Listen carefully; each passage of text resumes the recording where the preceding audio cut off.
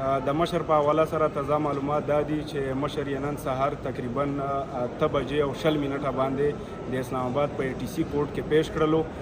د عدالت چې کوم خپل ټیم یې 8:30 بجې په هغه نه یې مخکې پیش کړلو او په کوم انداز باندې چې هغه جج راغی بیا یې هغه د مشر پیشي وشوله، په کوم انداز باندې یې دا پیش کړلو، په مخ باندې توره کپړه وه او په کوم جلدي سره یې مشر ته هغه ریمانډ ورکړه او بیا یې واپس یوړلو.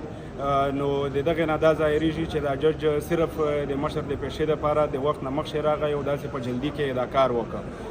موږ ملګري هلته موجود وو، اول یې ملګري هم هلته نه پرېښول. موږ خبر وو چې دوی به یې په داسې ټایم باندې پیش کوي چې هلته موږ ملګري یا وکیلان موجود نه وي، خو موږ دا 2 ورځې مسلسل دلته عدالت ته په 7 بجې باندې راځو. دلته ټول ملګري موجود وي، پرون هم موږ ټوله ورځ تېره کړې وه او نن هم سهار وختي موږ راغلي وو، زموږ وکیلان موجود وي. نو چې کومه د مشر د جسماني ریمانډ کوم آرډر و هغې ته موږ هلته انتظار وکړلو.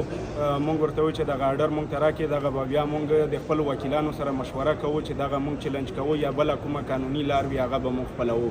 خو هغه آرډر هم موږ ته میلاو نه شو او هغه جج په جلدي کې بیا لاړلو.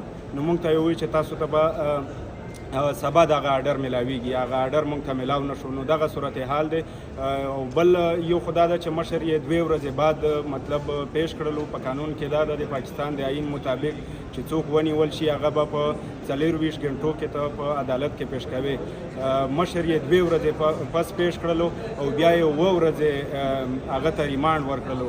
نو دلته نه آئین شته نه قانون شته، بالکل بدماشي ده، غونډهګردي ده، هر څه دلته د یوې مخصوصې ادارې لاندې دي.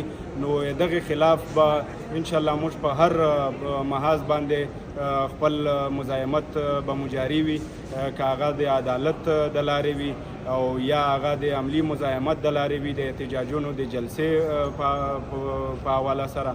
هغې په حواله سره خو تاسو ته معلومه ده چې پی ټي ایم یو خپل احتجاجي شیډول هم اعلان کړی چې په هغه کې جلسې دي، احتجاجونه دي، په بهر ملکو کې دي. نو د پی ټي ایم ټولو ملګرو ته خواست کوو چې په هغه کې بھرپور حصہ واخلي.